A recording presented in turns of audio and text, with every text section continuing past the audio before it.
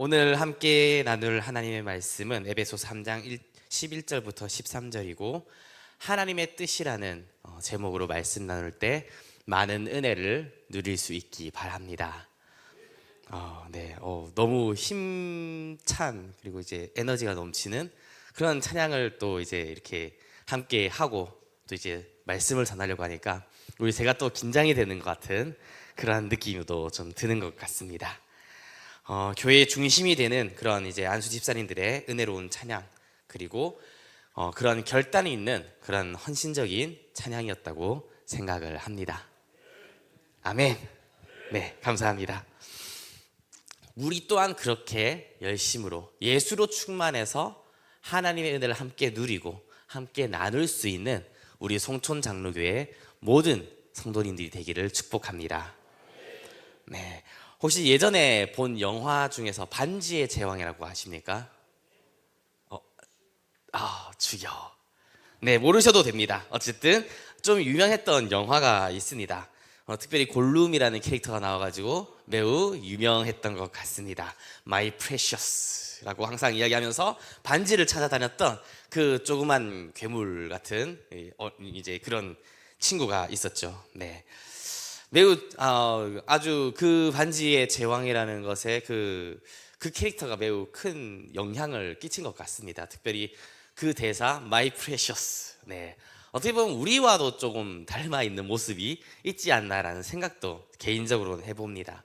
어떤 절대적인 반지, 어떤 우리가 지향하는 무언가를 따라서 그것이 나의 가장 중요한 가장 소중한 것이다 라고 찾아다니는 모습이 거기 조금 나타나 있기 때문입니다. 내용을 잘 모르시는 분들을 위해서 몇 가지 살짝 소개를 하자면 암흑군주 사우론이라는 이제 아주 악한 악당이 있습니다. 그리고 그가 만든 절대 반지가 있는데 그것을 중심으로 해서 전쟁이 일으키는 이제 반지의 전쟁 진행 과정을 그린 영화입니다. 원래는 반지 전쟁이라는 이제 돌킨이라는 작가의 소설이 원작입니다. 판타지 소설이고요. 네, 그냥 생각 없이 읽으면 재밌게 읽을 수 있는 그런 책입니다. 이 절대 반지에는 매우 엄청난 힘이 있는데 그 힘을 가지고 있기 때문에 사람을 유혹한다는 게 문제입니다. 그래서 그 반지를 가지기 위해 유혹에 휩싸여서 함께 했던 동료를 배신하기도 하고 또 그 반지를 통해서 그 암흑군주의 힘이 세상에 끼치기 때문에 주인공과 그 일행은 반지를 부수기 위해서 반지를 없애기 위해서 용암으로 이제 가는 그런 여정을 그리고 있습니다. 갑자기 막 이제 판타지 소설이랑 영화 이야기해서 좀 당황스럽나요? 네, 조금 더 들으시면 될 것 같습니다. 아주 하이라이트 부분이 마지막 부분입니다. 반지를 이제 파괴하는 마지막 장면이 있는데 이게 좀 재밌는 것 같아요. 반지를 이제 용암에 던지면 이제 반지가 파괴가 되는데 그럼 이제 악당이 끝나는 거죠. 악의 세력이 약해지는 겁니다. 그런데 그 직전에 주인공이 결국 그 유혹에 넘어가고 맙니다. 그래서 그 반지를 자기가 사용하려고 하는 거죠. 그때 반지를 호시탐탐 노리던 이제 아까 말한 My Precious 하는 골룸이 나타나가지고 이제 반지를 빼앗아요. 그리고 주인공과 열심히 몸싸움을 하다가 반지와 함께 골룸이 용암으로 떨어지면서 반지가 그렇게 파괴되는 것으로 나옵니다. 영화의 마지막 부분이 이렇게 나와요. 어떻게 보면 뭔가 조금 이상하다 싶을 수도 있는데 소설은 더 심각합니다. 소설은요 결국 골룸이 이겨요. 주인공을 이겨서 반지를 차지합니다. 그리고 나서 그 골룸이 반지를 이제 자기가 그렇게 원했던 반지를 얻었기 때문에 너무 좋아가지고 희희낙낙거리면서 가다가 돌부리에 걸려 넘어져요. 넘어지면서 용암에 빠집니다. 그게 원작 소설의 내용이에요. 근데 이제 영화를 그렇게 만들면 큰일 나겠죠. 마지막에 했는데 갑자기 이렇게 해서 툭 떨어져가지고 반지가 결국 그렇게 부서졌다 이렇게 하면 이제 그 3편짜리 그 반지의 제왕 한 편당 거의 3시간짜리 영화거든요.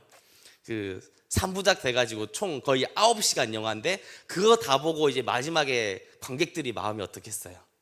이게 뭔가 하면서 아마 엄청난 컴플레인이 걸릴 수 있기 때문에 영화는 이렇게 끝나면 큰일 나겠다 싶어서 아마 마지막을 좀 바꾼 것 같습니다. 소설의 마지막 부분이 조금 어이없어 보일 수도 있는데 사실 그것은 작가가 의도적으로 그렇게 한 것입니다. 돌킨은 거기에 대한 설명을 합니다. 이 모든 것이 사실 창조신이 섭리로 개입하고 있다라고 이야기를 합니다. 직접적으로 개입해서 문제를 해결하거나 아까 싸우는 그런 모습은 소설도 그렇고 영화도 그렇고 단 한 번도 나타나지 않습니다. 중요한 문제에 직면했을 때 이렇게 은연중에 개입하고 있다는 것이 작가의 의도입니다. 반지의 제왕, 영화로는 3부작, 책으로는 6권 분량의 매우 긴 그 이야기 속에서 창조신 일부 바타르는 이름도 안 나와요. 이름조차 안 나옵니다. 네, 일부 바타르는 이제 우리나라 말로 하면 모든 것의 아버지다, 이런 의미를 가지고 있다고 합니다.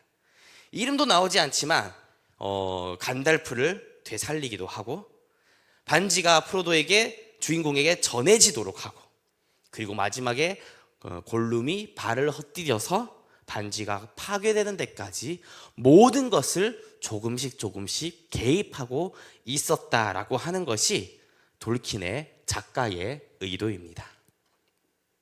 그리고 사실 우리의 삶을 좀 돌아보면요, 의외로 이런 좀 어이없기도 하고 그러면서도 참 이상한 일들이 우리 주변에도 있다는 것을 알 수 있습니다. 상상도 못했는데 갑작스럽게 닥쳐오는 불행들이 우리에게 있습니다. 전혀 뭔가 연관성이 없이, 어떤 개연성 없이 우리에게 닥쳐오는 불행이 있습니다. 반대도 있어요. 도저히 풀리지 않는 그런 문제를 직면하고 내 힘으로 도저히 해결할 수 없는 상황에서 어떻게 그것이 해결되나요? 시간 지나면 그냥 넘어가집니다. 그런 적이 많지 않습니까? 이 문제를 절대 내가 해결할 수 없고 그 문제를 내가 풀 수 없는데 어느 날 시간이 지나서 돌이켜봤는데 그냥 넘어가진 경우들이 생각보다 많이 있는 것입니다. 영화나 소설도 그렇게 쓰면 개연성 없다고 욕먹을 상황이 사실 우리의 현실 속에서는 의외로 자주 일어나는 것을 볼 수 있습니다. 하나님이 개입하시는 요소가 많이 있다라는 것을 우리가 생각해 보셨으면 좋겠습니다. 작가가 의도적으로 한 게 맞아요. 돌킨은 가톨릭 신자였고 예수님을 열심히 힘있게 믿고 있는 그런 사람입니다. 그의 절친한 친구로 순전한 기독교를 쓴 C.S. 루이스가 있습니다. 둘이 동시대에 가장 친했던 친구입니다. 그는 이 소설을 통해서 우리의 눈에 보이지 않지만 때로는 기적과 같은 일로, 때로는 우연을 가장해서 우리 삶에 개입하고 이끌어 가시는 하나님의 모습을 표현한 것입니다. 소설 중간중간에 그런 요소들이 많아요. 슬픔이 없어지는 날이 과연 올까요? 이런 내용들이 소설 중간중간에 있습니다. 하나님이 우리의 삶을 보이지 않지만 이끌어 가고 있다라는 것을 소설을 통해 알려주고 있는 것입니다. 우리는 이것을 하나님의 섭리라고 이야기를 합니다. 하나님의 주권을 이야기합니다. 흔히 우리에게 하나님의 뜻이 있다라고 이야기할 때 바로 이런 의미를 가지고 있습니다. 오늘 읽은 에베소서에서는 하나님의 계획과 그것을 이루시는 하나님의 역사라는 의미로 경륜이라고 표현하고 있습니다. 에베소서 3장 2절 말씀 함께 읽겠습니다. 에베소서 3장 2절 말씀 함께 읽겠습니다. 시작.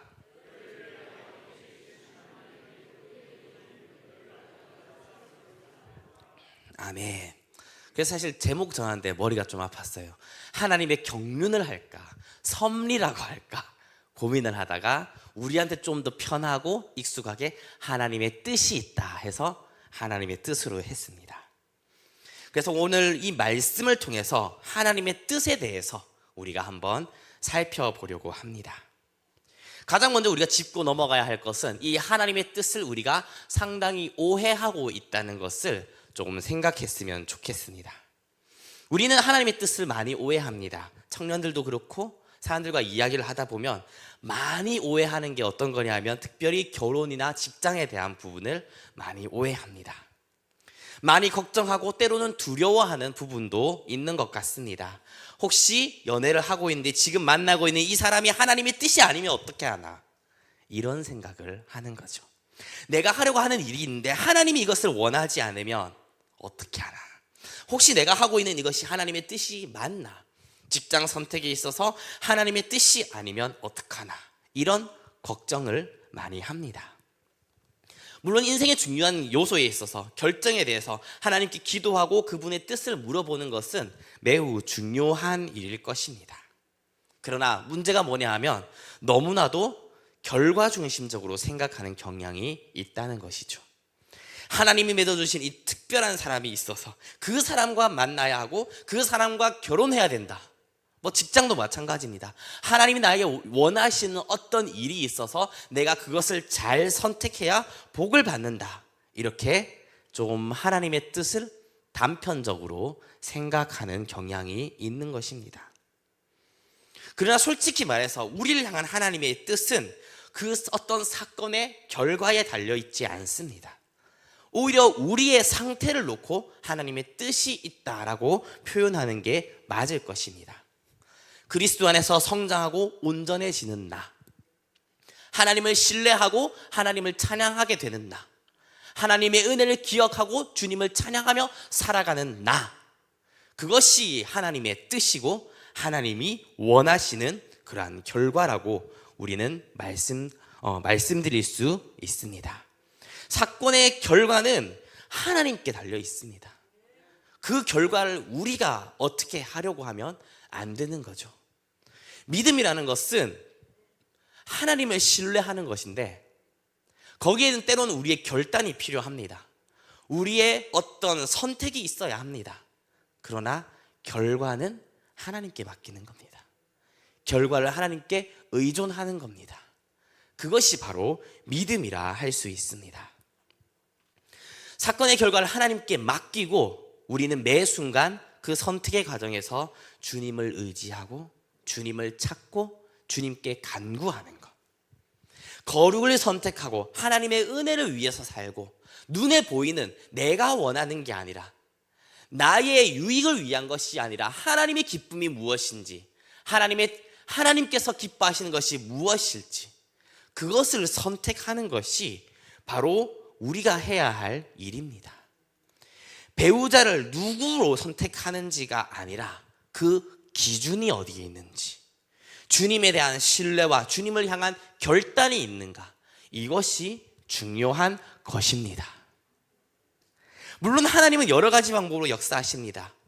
요셉을 이집트의 총리가 되게 하신 것처럼 때로는 어떤 사람에게는 특별한 직장과 같은 직장을 가져야만 하는 상황도 있을 수 있고, 어떤 특별한 사람과 결혼하는 것이 정말 하나님의 계획 안에 있는 경우도 있을 것입니다.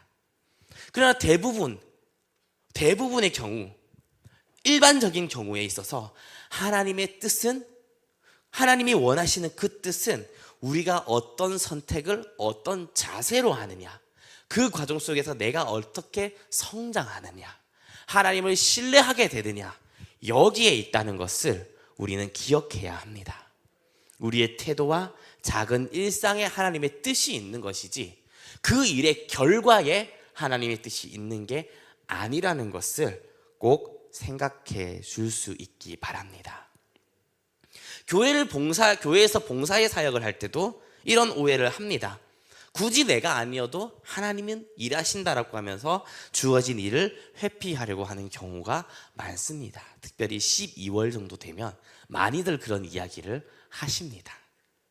하나님이 일하시니까 나 아니어도 하나님은 일하실 수 있습니다 라고 하는 말은요, 겸손히 하나님을 인정하고 하나님의 은혜를 구하면서 일하라는 뜻이지 사역을 하지 않아도 된다는 핑계가 아닙니다.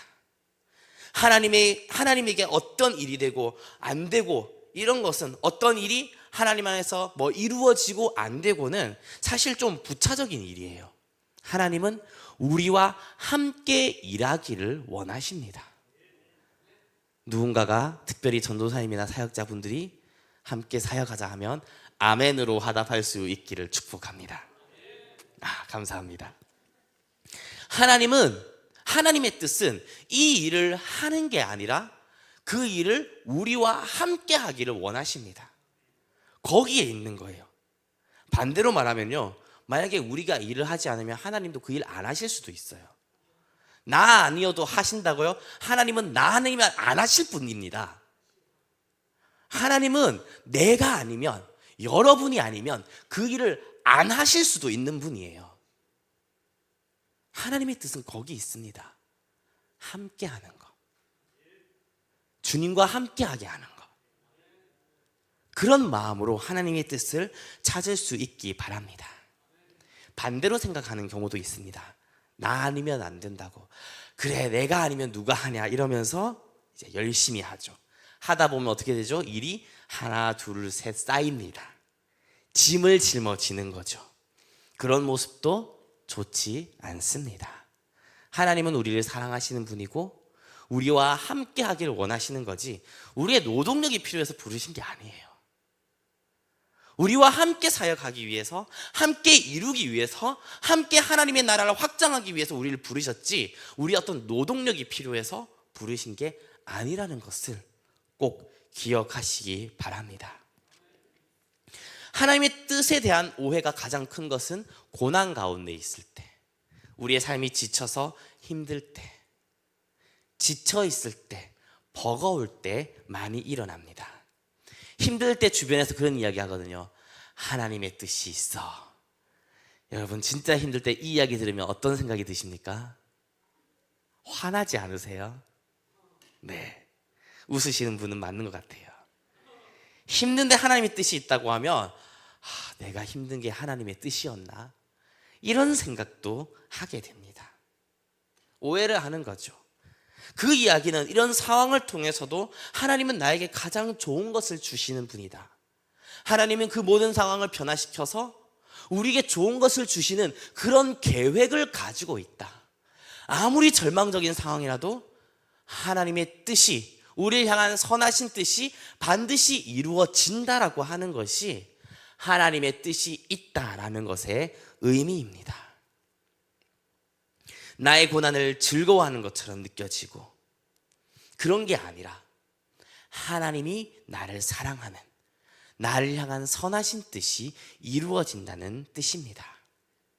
우리가 하나님에 대해서 오해를 하면 원망하게 됩니다. 멀어지고 싶고 불평하게 됩니다. 하나님은 좋은 분입니다. 다른 누가 아니라 나에게 좋은 분이라는 것을 꼭 기억하시기 바랍니다. 따라해 볼까요? 하나님은 나에게 좋은 분입니다. 하나님은 나에게 가장 좋은 분입니다. 아멘. 하나님은 좋은 분입니다. 우리가 이 하나님의 뜻에 대해서 오해할 때 그 안에는 부정적인 감정이 있습니다. 앞에서 이야기했던 그런 오해들을 다 포함하는 이야기예요. 하나님이 나에게 좋은 분이 아닌 것 같다는 그런 마음이 드는 거예요. 하나님은 선하시죠. 근데 나한테는 좀 아닌 것 같아요. 마치 나의 고난이 하나님의 어떤 계획을 이루기 위해, 어떤 사건을 이루기 위해서, 어떤 것을 성공적으로 하기 위해서 나의 고난이 희생되어야 하는 것처럼 우리가 착각하게 되는 겁니다. 고난이 하나님의 뜻이라고 그렇게 느껴지고, 때론 내가 너무 좋아하는 사람과 헤어져야 되는 것이 하나님의 뜻으로 생각하고, 내가 원하는 일을 하지 못하게 하거나 때론 너무 많은 일을 맡겨서 착취하는 느낌이 드는 그런 것이 이 속에 하나님에 대한 하나님의 뜻을 오해하는 것에 들어있는 것입니다. 적어도 나에게는 좋은 분이 아닌 것 같은 거예요. 이 모든 것을 통해서 하나님의 뜻을 오해할 때 우리가 받는 느낌은 결국 다른 사람은 모르겠지만, 우주적인 관점에서, 절대적인 관점에서 모르겠지만 적어도 나에게는 좋은 분이 아닌 것 같아. 적어도 나에게는 하나님이 그렇게 썩 좋지 않은 것 같다는 이런 마음이 우리 가운데 있는 것입니다. 하나님은 좋은 분이 맞습니다. 다른 누구가 아니라 나에게 좋은 분입니다. 나에게 좋은 것을 주시는 분입니다. 하나님이 우리에게 허락하신 모든 것은 결국 선하고 아름답게 된다는 것을 우리가 꼭 기억할 수 있기 바랍니다. 은혜로 바뀌게 됩니다. 재 대신 화관을, 슬픔 대신 희락을 옷 입게 하시는 하나님을 기억할 수 있기 바랍니다. 하나님의 선하심을 기억하며 하나님의 뜻을 오해하지 않는 저와 여러분 되기를 소망합니다. 그런데 사실 오해 요소가 있긴 해요. 오늘 말씀에도 하나님의 뜻을 오해할 수 있는 요소가 있습니다. 그것은 바로 바울이 말한 이 하나님의 경륜이 뭐냐 하면 바로 감옥에 갇힌 것을 이야기하기 때문입니다. 에베소서 3장 1절 말씀 함께 읽겠습니다. 시작.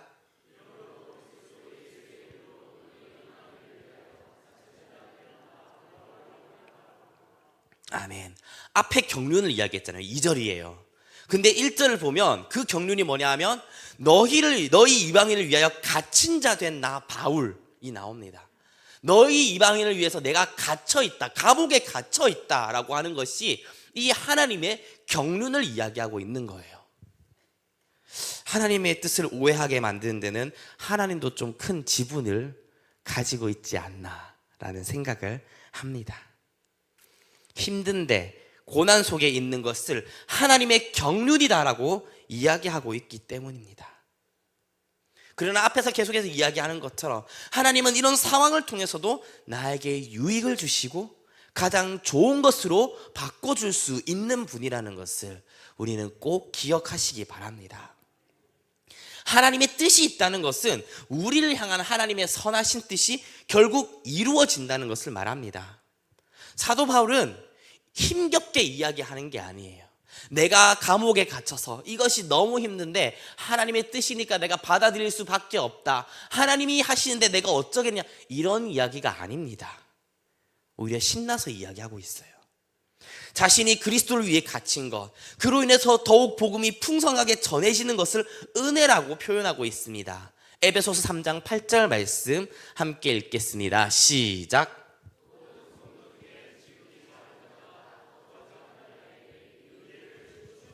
측량할 수 없는 그리스도의 풍성함을 이방인에게 전하게 하시고, 측량할 수 있는 그리스도의 풍성함을 전하게 하기 위해서 이런 은혜, 다시 말해서 감옥에 갇힌 은혜를 내가 지금 누리고 있다라고 이상한 말을 하고 있는 거예요. 심지어 그것을 갖다가 영광이라고 표현합니다. 13절 말씀 함께 읽겠습니다. 에베소서 3장 13절입니다. 시작. 낙심하지 말라. 이는 아멘. 환난에 대해서 낙심하지 말라. 이것은 너희의 영광이다. 이것이 영광이라고 당당하게 이야기하고 있습니다. 고난이 어떻게 영광이 될 수 있을까요? 힘든 이 상황들이, 감옥에 갇힌 것 같은 이런 문제들이 영광이라고, 하나님의 은혜라고 과연 표현할 수 있을까요? 본인이 직접 이야기를 하니까 한번 믿어보는 것도 나쁘지 않을 것 같습니다. 남이 옆에서 이야기해주면 앞에 이야기한 것처럼 화가 나요. 내가 힘들 때 옆에서 야, 하나님의 뜻이 있어 이러면 화가 납니다.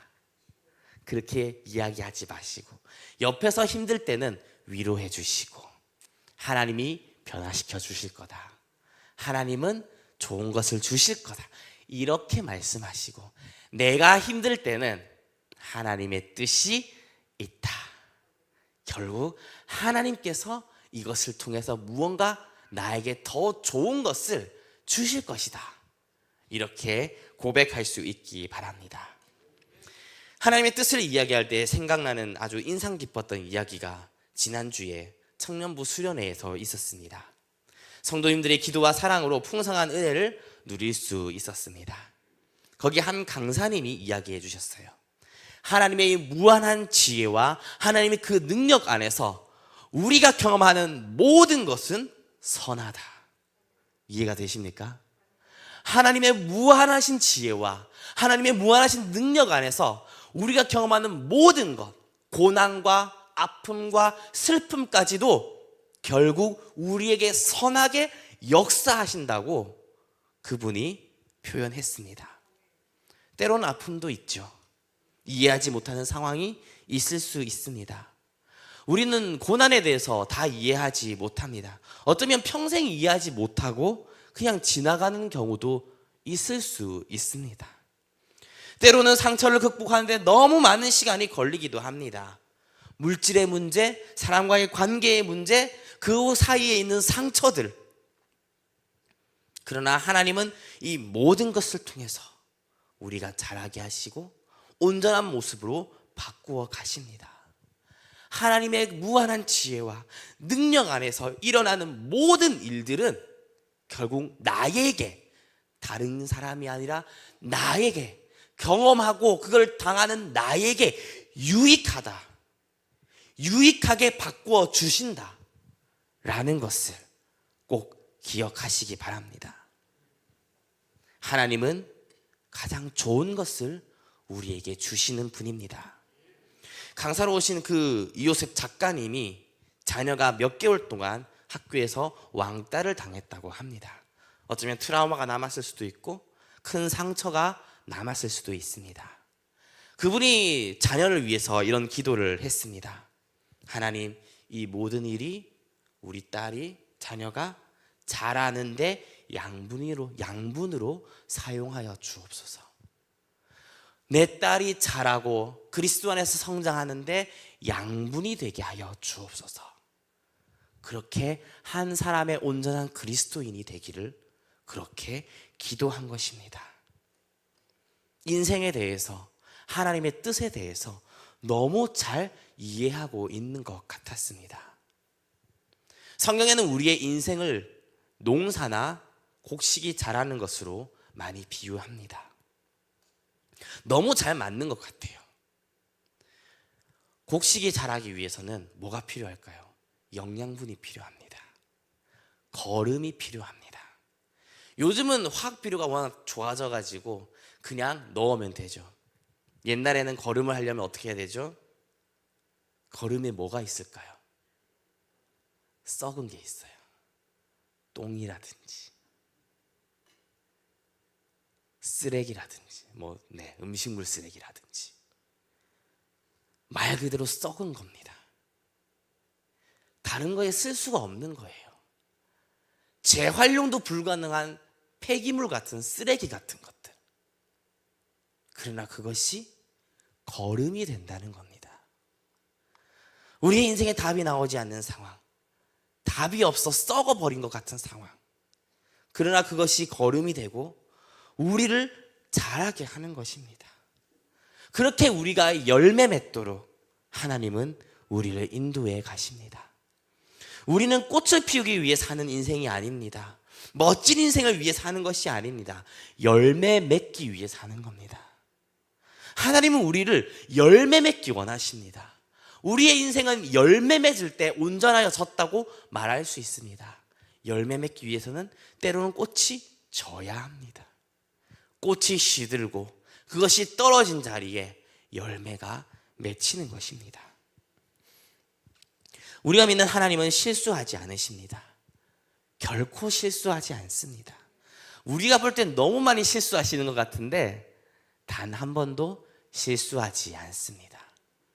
우리가 경험하는 모든 일들은 그리스도 안에서 그의 무한한 지혜와 그의 무한한 능력 안에서 우리에게 유익합니다.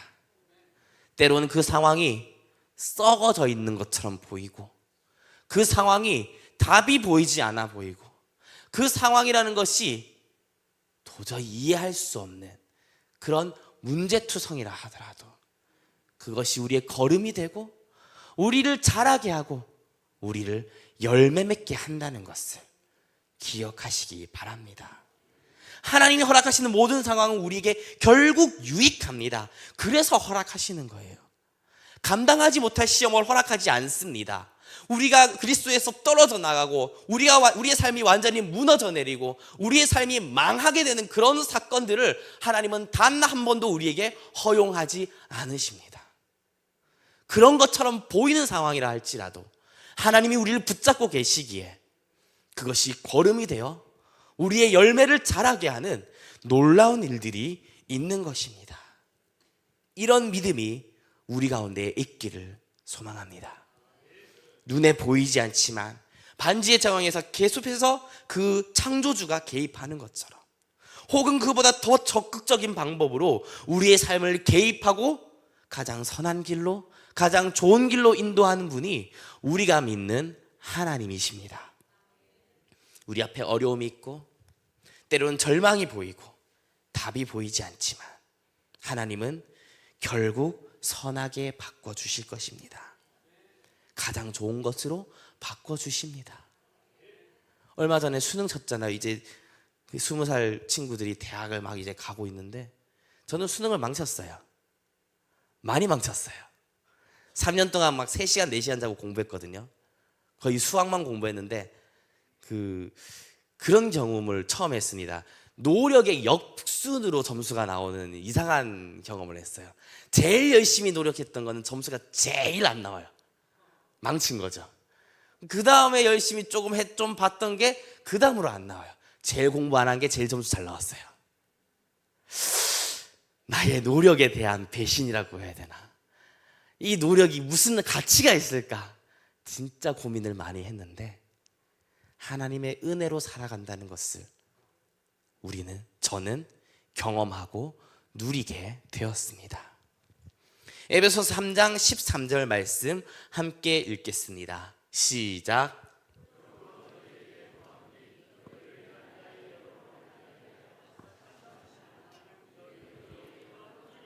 아멘.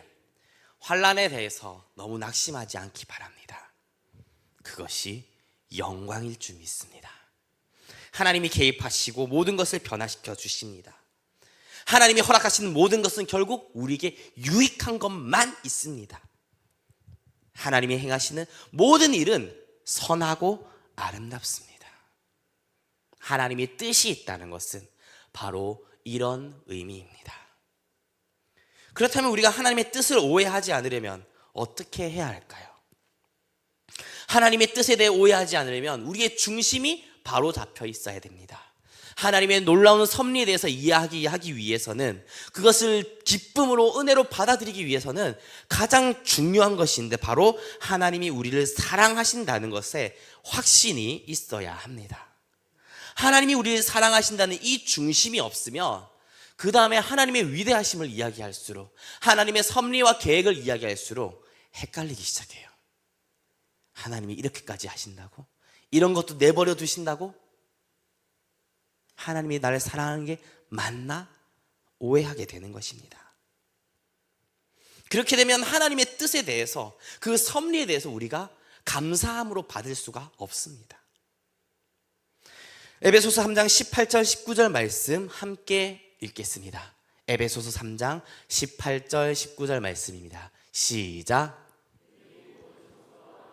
지식에 넘치는 그리스도의 사랑을 알고 그 너비와 길이와 높이와 깊이가 어떠함을 깨달아 하나님의 모든 충만하신 것으로 너희에게 충만하시기를 구하노라. 아멘. 사랑을 알아. 그 사랑을 알아. 그 너비와 깊이와 길이와 높이와 깊이가 어떠한 것인지, 하나님의 모든 충만한 것으로 우리가 그것을 알 때 이 모든 것이 우리에게 은혜로 다가오게 될 줄 믿습니다. 하나님의 사랑이 중심되어 있지 않으면 하나님의 뜻에 대해서, 하나님이 세상을 다스리는 방식에 대해서 우리는 이해할 수 없습니다. 하나님의 섭리는 그분의 선한 뜻에 따라 정하신 계획으로 그리스도의 사랑 안에서 이루어지는 것입니다.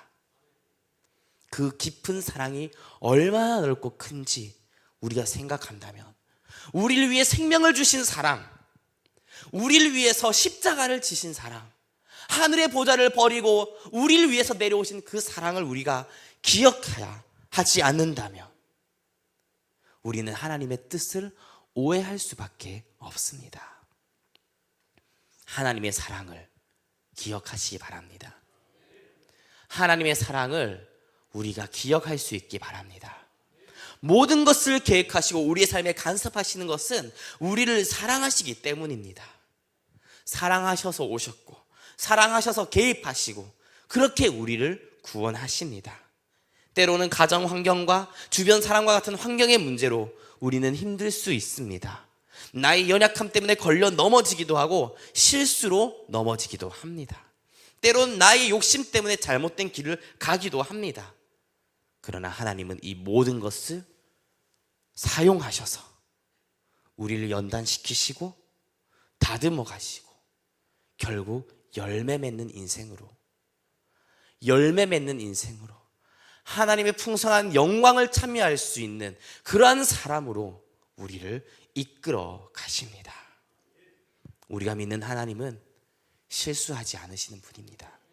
단 한순간도 잘못된 선택을 하지 않으시는 분입니다. 단 한순간도 우리에게 유익하지 않는 것을 주지 않으시는 분입니다. 때로는 우리에게 그렇게 보일지라도 하나님이 보이지 않고 이 상황들이 앞에 말한 것처럼 썩은 것과 같은 도저히 답이 보이지 않는 그런 문제들조차도 걸음이 되고 그렇게 우리를 성장하게 되는 하나님의 사랑이 있다는 것을 기억하시기 바랍니다. 하나님의 사랑 하나만큼은 절대로 흔들리지 않는 저와 여러분 되길 소망합니다. 그 사랑 안에서 하나님의 거룩하신 뜻대로 우리의 삶을 인도해 주실 것입니다. 모든 것을 변화시켜 주시고 우리를 거룩하게, 흠없게, 온전하게, 열매 맺게 그렇게 만들어 주십니다. 주님이 우리에게 주시는 때로는 아픔과 슬픔과 기쁨과 그 모든 것 가운데 단 한 번도 실수하지 않고 나에게 유익된 것을 주시는 하나님을 믿으시기 바랍니다. 이런 주님을 인정하고 주님 안에서 살아가는, 주님의 사랑을 누리며 살아가는 저와 여러분 되기를 축복합니다. 기도하겠습니다.